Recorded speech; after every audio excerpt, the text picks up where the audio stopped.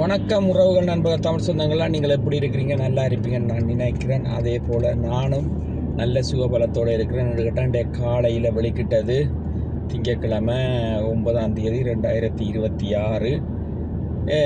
காலையில் வெளிக்கிட்டது நிறைய வேலைகள் எல்லாத்தையும் முடித்து போட்டு இப்போ இந்த இடத்துக்கு போகமுண்டு வெளிக்கிட்டால் நேரம் 4 மணி ஆகிக்கொண்டிருக்குது. சரி, பின்னேரமும் இதுக்கு பிறகும் என்ன ஒரு 2 அலுவல் இருக்குது. பார்ப்போம், அதுவும் எப்படி இன்றைக்கு முடிக்கலாமான்னு சொல்லி பார்ப்பேன். டைமை பார்த்து முடிக்கலாமாண்டா முடிப்பேன். மற்றது என்னென்று கேட்டால், நானும் உண்மையிலேயே வலைதளங்கள் வச்சிருக்கிறேன். யூடியூப், ஃபேஸ்புக்குகள் எல்லாம் வச்சிருக்கிறேன். நான் நேற்றைய தினத்தில் இந்த நீங்கள் டிக்டாக்குகள், இன்ஸ்டாகிராம்கள், யூடியூப்புகள், ஃபேஸ்புக்குகள் வச்சுருக்கிற உங்களுக்காகத்தான் இந்த பதிவை நான் பதிவு செய்கிறேன்னு கேட்டால், ஒரு விடயத்தை பார்த்துருந்தேன். அது ஒரு பெரிய ஒரு விஷயம் மாதிரி இருந்தது எனக்கு. அதை பார்த்தோன்னே அதில் நாங்கள் என்னென்னு கேட்டால், இப்போ ஸ்ரீலங்காவில் நீங்கள் பார்த்துருப்பீங்க, ஃபேஸ்புக்குகள், யூடியூப்புகள் எல்லாம் எந்த விதமான தேவையற்ற விடயங்களையும் நீங்கள் ஒருத்தருடைய படங்களை போடுறதோ இல்லை ஒருத்தருடைய பேரை சொல்கிறதோ அப்படியான சம்பவங்கள் எல்லாம் நீங்கள் செய்யக்கூடாது. அதுகள் தடை விதிக்கப்பட்டிருக்கு ஸ்ரீலங்காவில். இங்கேயும் இருக்குது, அது இங்கேயும் இருக்குது. இங்கே எப்படியான்னு கேட்டால், ஒருத்தரை பற்றி நீங்கள் சரியான தரவுகளோடு நீங்கள் ஒரு பதிவேற்றம் செய்வீங்களா இருந்தால் உங்களுக்கு அது பிரச்சனையாக முடியும். அப்படியெல்லாம் நீங்கள் நடக்கக்கூடாது. மற்றது நான் சொல்ல வந்த விஷயம் என்னென்னு கேட்டால், நான் ஒரு விடயத்தை வலைதளம் ஊடாக பார்த்ததில் அது ஒரு எனக்கு இந்த மைண்டில் அதை பார்த்தா பிறகு நான் இந்த பதிவை செய்யணுமென்று நினச்சேனான்னு கேட்டால், வலைதளங்கள் வச்சிருக்கிற உங்களுக்கு முதல்ல நல்ல மனத்தைரியம் வேணும். இப்போ உலகம் என்ன சொல்லுதுன்னு சொல்லி நீங்கள் பார்க்க விளக்கிட்டீங்களென்று சொன்னால் உங்களுடைய செயல்பாட்டை நீங்கள் முன்னெடுக்கவே முடியாது. அது உங்களுக்கே அது ஒரு கஷ்டமான ஒரு விடயமாக போய்விடும். அதால் நீங்கள் ஒரு பொது வழிக்கு வந்துட்டீங்க, ஒரு முகநூலில் ஒரு நல்ல விடயங்களை பகிர்றீங்க, இல்லது நீங்கள் பகிர்ற சில விடயங்கள் சிலருக்கு பிடிக்கவில்லை என்று சொன்னால் கூட அதில் இருக்கிற சரியான ரீசன் என்னென்று கண்டுபிடிச்சி நீங்கள் அதில் இருந்து நீங்கள் உங்களை சரி செய்து கொள்ளணும். அதுக்காக நான் எவ்வளவோ பதிவுகளை வைக்கிறேன். அதை ஒன்றும் உங்களுக்கு உதவியாக இருக்கும். அதுக்காக நீங்கள் முகநூல் வழியாக சிலருடைய விடயங்களை பார்த்தா தவறான முடிவுகள் எடுத்துக்கொள்கிறீர்கள். அடுத்தவர்கள் என்ன சொல்லுகிறார்ன்றது நமக்கு தேவையில்லை. நாங்கள் முதலாவது இந்த விஷயத்தில் வந்துட்டோம்னா நாங்கள் சரியாக இருக்கிறோமா, எங்களுடைய செயல் சரியாக இருக்குதா, எங்களை குறித்து அடுத்தவர்கள் என்ன நினைக்கிறார்ன்றதையெல்லாம் தூக்கி நீங்கள் என்ன செய்யணும், அதாவது குப்பையில் போட்டுறணும். மனிதர்கள் இங்கே பலதரப்பட்ட விடயங்களை பேசுவார்கள். அதுகளையெல்லாம் நீங்கள் கணக்கில் எடுத்தீங்கள் என்று சொன்னால் உங்களால் வாழ இயலாது. ஆனால் குற்றம் சுமத்துறதுக்கென்று சொல்லி ஒரு கூட்டம் வெளிக்கிட்டு கொண்டு தான் இருக்கும். அந்த குற்றம் சுமத்துறவர்களை குறித்து நீங்கள் கண்டுகொள்ளக்கூடாது. நீங்கள் என்ன செய்யணும், எங்களோட சமூகத்துக்கு நல்ல விடயங்களை பயிரணும் என்று வெளிக்கிட்டீங்கன்னா நல்லத விடயங்களை பயிருங்கோ.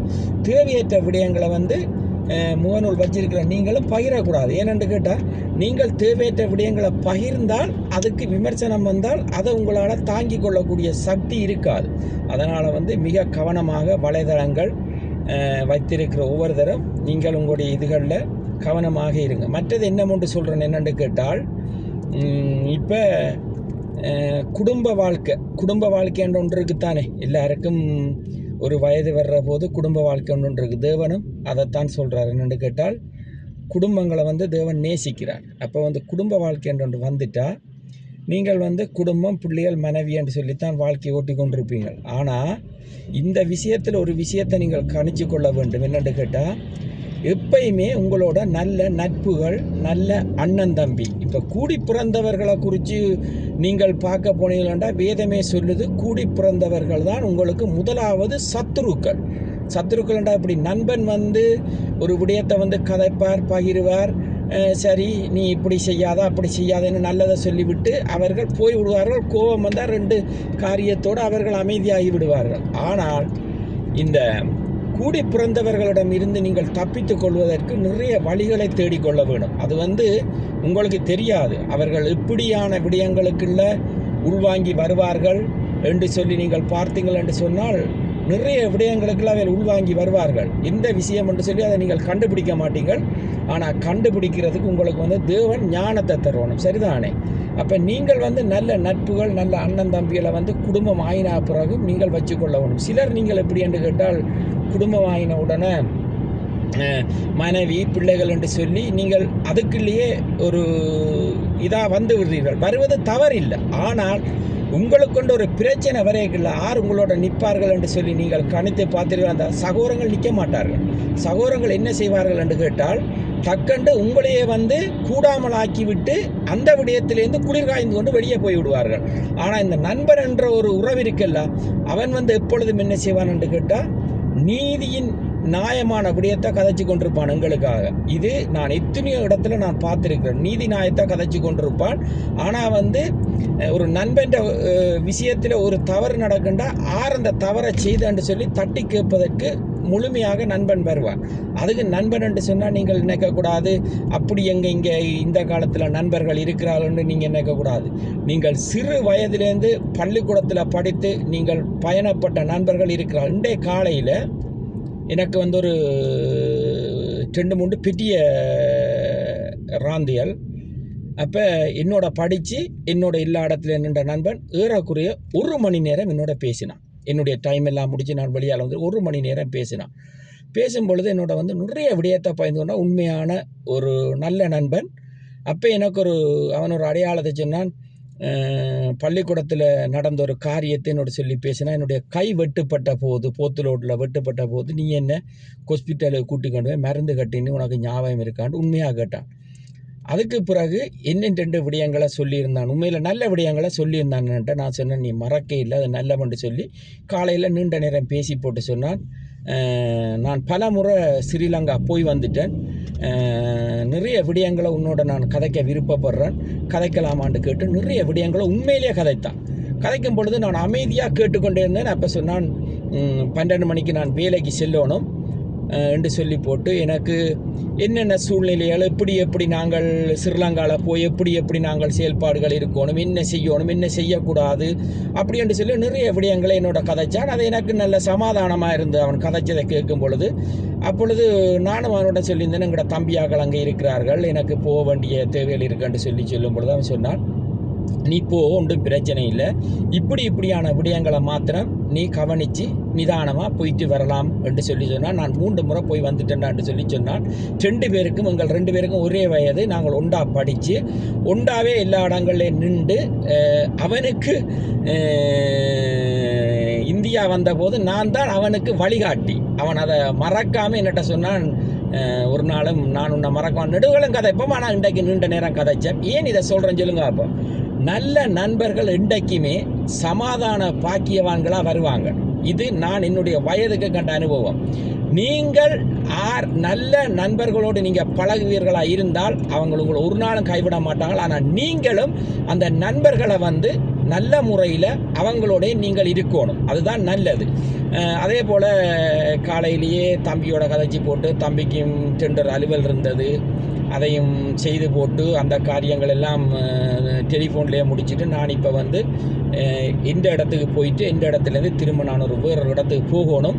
இந்த பதிவுகள் ஒவ்வொன்றும் நான் ஏன் செய்கிறேன் என்று கேட்டால், வன்னி மலத்துளி யூடியூப்பில் இந்த வெளிநாடுகளில் நடந்து கொண்டிருக்கிற ஒவ்வொரு பிரச்சனைகளையும் நான் உண்மையிலேயே போய் வந்து கொண்டு இருக்கிறேன். சரிதானே?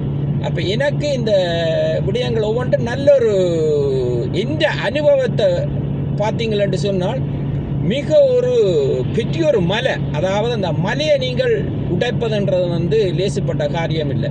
அப்படியான ஒரு மலையான ஒரு பலம் பொருந்தின ஒரு ஆள் தான் நான். எல்லா விடயத்திலையும் நான் எதுக்குமே பயப்படுறதோ கிடையாது. ஆனால் வந்து நான் ஒவ்வொரு விடயத்தையும் நிதானமாக ஞானமாக செய்து கொண்டே இருப்பேன். அதே போல் உங்களுக்கும் ஒரு பதிவு நல்லதாக இருக்கும் என்று நான் நம்புகிறேன். இப்போ வந்து இனி கொஞ்சம் பெரிய ரோட் தந்துட்டான். சரிதானே? பெரிய ரோட் தந்தால் நாங்கள் ஓட வேண்டிய இலக்குக்கு ஓடணும். நேரமும் மட்டுமட்டாக இருக்குது. ஒவ்வொரு பதிவையும் நீங்கள் பாருங்கள். வன்னி மலத்துளி யூடியூப்புக்கு வாங்க. நல்லதுகளை எடுத்துக்கொள்ளுங்க, கெட்டதுகளை விடுங்க. இப்போ நீங்கள் சினிமா பார்க்க போகிறீங்க, சினிமா பார்க்க போனால் சினிமாவில் முழுக்களுமே நல்லது இருக்குமா? இருக்காது. நான் உண்மையிலேயே ஏறக்குறைய நான் வந்து தமிழ் படம் பார்த்து ஏறக்குறைய குறைஞ்சது இப்படியும் ஒரு 20 வருடத்துக்கு மேலே வரும். 20 வருடத்துக்கு மேலே வரும். அது இந்தியாவில் பார்த்தது தான். இங்கே எல்லாம் நான் தமிழ் படம் பார்க்குறேன்னு கேட்டால் அப்படியே பைபிள் காரியங்களோட போகிறதால நாடகமோ படங்களோ இந்த மாதிரியான விடயங்கள் ஒன்றுமே நான் பார்க்க மாட்டேன். எனக்கு நிற்கிறதுக்கு நேரம் இருக்காது. ஏன்னு கேட்டால் என்னுடைய வேலை நேரங்கள் மாறி மாறி ஒரு வேலை முடிய மற்ற வேலை தொடங்கணும், அங்கே போகணும்னு சொல்லி ஓடிக்கொண்டே இருப்பேன். இப்போ வந்து எப்படின்னு கேட்டால் இரவு 11 மணிக்கு இந்த வேலை முடிஞ்சோடனே திறப்பு வேலை ஒன்று செய்து கொண்டிருக்கிறேன். அந்த திறப்பு வேலை முடிகிறது வந்து எனக்கு வந்து அது 3 மணித்தியால நேரம் தான். 12:30க்கு முடிக்கணும் இரவு. நான் அதை குயிக்காக செய்து முடிச்சுட்டு இந்த வேலையை முடிச்சு கொண்டு நான் போயிடுவேன். அதே போல் நீங்களும் ஒருத்தர் நல்லபடியாக இருக்கணும். பாருங்கள், அங்கே பக்கத்தால் மாமா லைட்டை போட்டு கொண்டு வராங்களே இப்படின்னு சொல்லி எல்லாம் கண்காணித்து கொண்டே இருப்பாங்க, ஓடிக்கொண்டே இருப்பாங்க. பாருங்கள் எப்படி என்று சொல்லி வந்து கொண்டிருக்கிறார்கள். ஒவ்வொரு விடயத்தை நீங்களும் ரோட்டில் வாகனம் ஓடுக்கல மிக கவனமாக இருக்கணும். வாகனங்களை வந்து இங்கே வந்து லைசன்ஸ் எடுப்பது ரொம்ப ரொம்ப கஷ்டம். அதே போல் உங்களோட லைசன்ஸ் பாயிண்ட்ஸ்களை எல்லாம் பாதுகாத்து கொள்ளுங்க. வாகனம் ஓடுறது வந்து மிக ஞானமாக ஓடுங்க. பொதுவாக அட்கோல் பாவிக்காதுங்க. அட்கோல் பாவிச்சுட்டு ஓடினீங்களென்று சொன்னால் 3000 யூரோ அமௌண்ட்டும் லைசன்ஸும் பறிச்சு போடுவாங்க. அதால் கவனமாயிருங்க. நான் சொல்லுகிற ஒவ்வொரு விடயத்தையும் நீங்கள் நல்லபடியாக எடுத்துக்கொண்டு அதன்படி நீங்களும் முன்னோக்கி போகிறது நல்லதென்று நினைத்து கொண்டு உங்களிடமிருந்து விடைபெற்றுக் கொள்கிறேன். உங்கள் அன்பு என்ற நன்றி, வணக்கம்.